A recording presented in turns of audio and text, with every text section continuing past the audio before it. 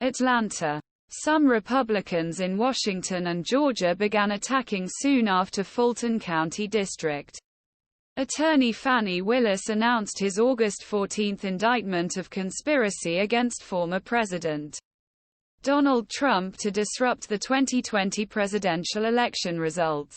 But the reluctance of others, including Governor Brian Kemp, to pile up was striking.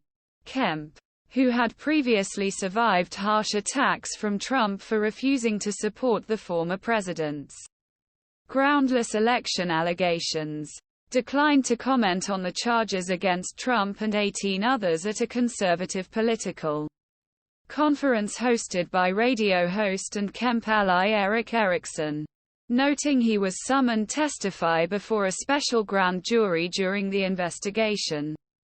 Kemp strongly stated that Democrat President Joe Biden is the rightful winner of Georgia's 16 electoral delegates, adding it would be a mistake to turn attention to Trump's legal issues. The Democrats want us to focus things like this, so we don't focus on Joe Biden's record, Kemp told Erickson August 18. Meanwhile, Trump continued his devastating attacks on both Willis and Kemp. Georgia Governor Kemp is fighting intensely against the impeachment of the dishonest, incompetent, and highly partisan DA Fani Willis of Fulton County allowed great discussion of and other violent crime, the former president wrote on the Truth Social platform August 21. Crime in Atlanta is the worst in our country. Should be dismissed for many reasons. There is little evidence to support Trump's claim that crime is on the rise. The number of S in Atlanta has dropped sharply this year.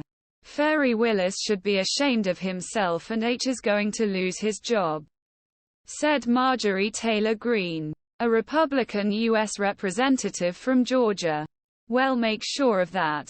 Greene spoke to reporters outside the Fulton County Penitentiary last Thursday, shortly before he arrived to make a reservation and take a photo with the Trump convoy.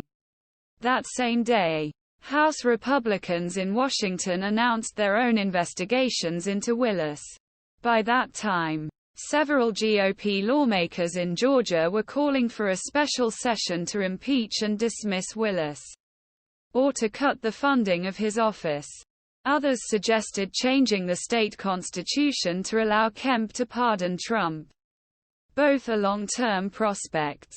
The Georgia General Assembly hasn't impeached anyone in over 50 years. And Republicans will need persuade Democrats to have less than two-thirds of the state Senate majority convict Willis. Republican State Senator Colton Moore, whose purist conservatism has earned him few allies, launched a petition requiring the signatures of 3/5 of both houses for lawmakers to summon them to special session. That, too, will require some Democrat support. Georgia voters amended state constitution in 1940s to transfer pardon power from governor to parole board after a governor was accused of selling pardons. Passing a measure for voters to change that status would require a two-thirds vote in B.